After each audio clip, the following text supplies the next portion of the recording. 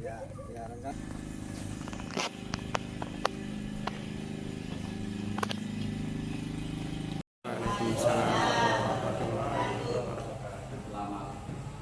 Oke, salam sejahtera untuk kita semua.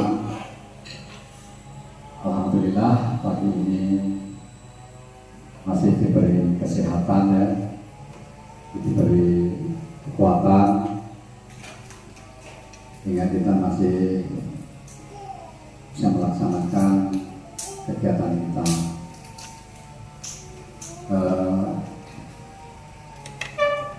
Bapak pengawas Pak Arinudin yang saya hormati, Ibu Kepala. Untuk saat ini yang kita lakukan pertama-tama kita dekati dulu si korban, tapi kita tidak langsung to the point. Kamu ada masalah apa sih? Tidak, suruh bercerita itu bagaimana kesehariannya atau dan lain sebagainya. Setelah itu kasus perundungan dapat segera diidentifikasi dan ditangani dengan tepat. Dengan demikian itu tahun 2018, tepatnya bulan Juli. Dia menuliskan di Twitternya itu, waktu dia di Jakarta, dia mau menyeberang dari Plaza Senayan ke Senayan City, melewati jalan melipir lah, kan istilahnya orang Jawa, melipir itu nyidat-nyidat. Nah itu sering dibantu oleh Bapak Security. Setelah dibantu oleh Bapak Security, Gusti Kanjeng Ratu Hayu itu dia selalu bilang terima kasih. Nah dari orang-orang sekitar yang mendengar itu semuanya, marilah kita panjatkan puji syukur kehadirat Allah Subhanahu wa Ta'ala yang telah melimpahkan rahmat, karunia serta hidayahnya kepada kami, kepada kita semua. Belakannya seperti mahasiswa semua. Mahasiswa KKN. Bapak Ibu, sebelum kegiatan pada pagi hari ini, marilah kita berdoa. Berdoa mulai.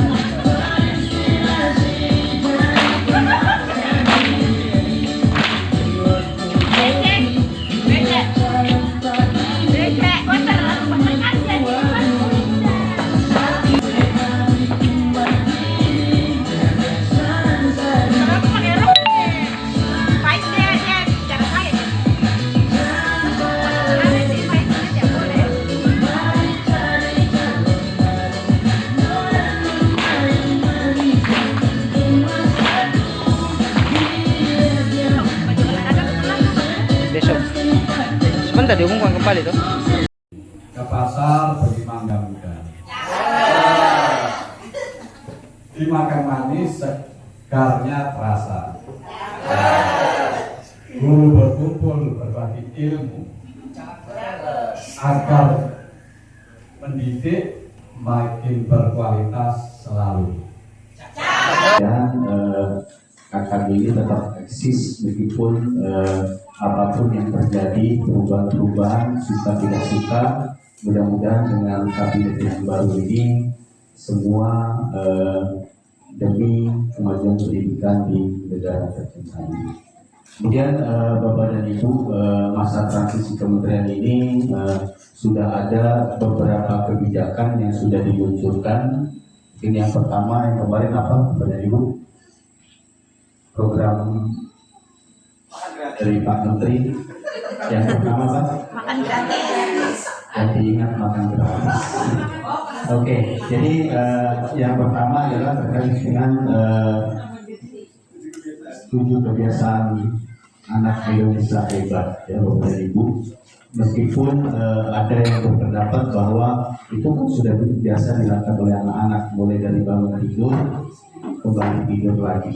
Tapi sebenarnya Bapak dan Ibu, kebiasaan itu bahwa kita ambil positifnya bahwa tidak semua anak-anak kita itu selalu mengikuti alur mulai bangun pagi, beribadah, kemudian berolahraga, melakukan musik, dan sampai kadang-kadang juga ada yang bicara oke, bangun pagi, tapi apakah bangun paginya jam berapa? Karena jam 8 juga masih dikatakan pagi.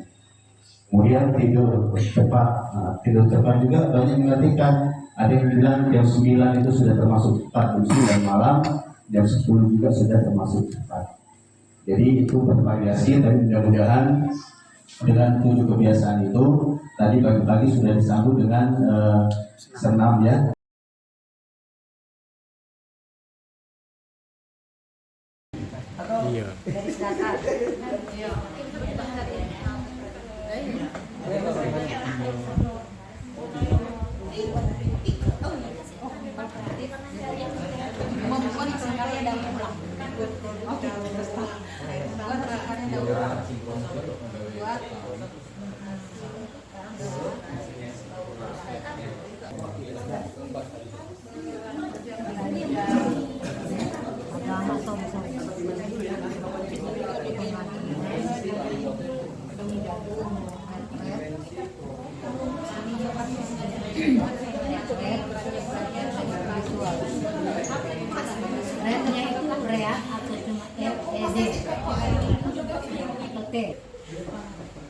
Dari kelompok kami, masalahnya sebenarnya dari awal itu sama, kami selalu bincang, yaitu tentang kurang minatnya anak ke sekolah lantaran mengikuti keadaan orang tua yang latar belakang kerja nelayan. Mereka lebih semangat di lapangan, dapat ikan, dapat uang. Di sini prinsip pembelajaran, di sini saya akan memberikan contoh aktivitas pembelajaran yang mencerminkan prinsip berkesadaran. Maaf, typo. Typo lagi. Memang sedikit. Yang pertama, di awal kelas untuk memfokuskan perhatian dan meningkatkan kesadaran diri. Dan yang kedua, siswa diajak untuk melakukan pengalaman belajar, seperti menulis cerita tentang pengalaman belajar mereka, merefleksikan apa yang mereka pelajari, dan bagaimana perasaan mereka tentang pelajaran itu. Dan yang ketiga, oh ada, waduh dia nggak angkat tangan jadi. Raise hand. Terima kasih. Saya dari kelompok buaya. Kebetulan tadi saya mengikuti presentasinya. Ada beberapa kalimat di sini yang saya tertarik ketika Ibu Dani menyebutkan siswa diajak untuk fokus dan berkesadaran diri. Kalau tidak salah ada kata seperti itu ya. Saya ingin tahu bentuk aktivitasnya itu seperti apa. Karena terus terang mempertahankan fokus siswa di dalam kelas itu tidak mudah, apalagi mengajak siswa untuk berkesadaran diri. Jadi saya penasaran bagaimana bentuk aktivitasnya. Kemudian yang kedua, saya setuju dengan role playing yang tadi Ibu Nani sempat sebutkan, karena itu langsung kena karakteristiknya yang ingin dicapai dalam prinsip pembelajaran bermakna itu, yaitu dia harus kontekstual atau relevan. Saya setuju dengan metode role playing. Kemudian yang sebenarnya yang saya mau sampaikan yang sudah disampaikan oleh Bapak Fasil tadi. Mungkin saya tambahkan saja salah satu cara ini yang sudah disebutkan, memilih metode pembelajaran yang menghasilkan produk. Misalnya di kelas 5 itu kan ada sifat-sifat cahaya, maka kita bawa senter mungkin yang menarik untuk memfokuskan dia belajar bagaimana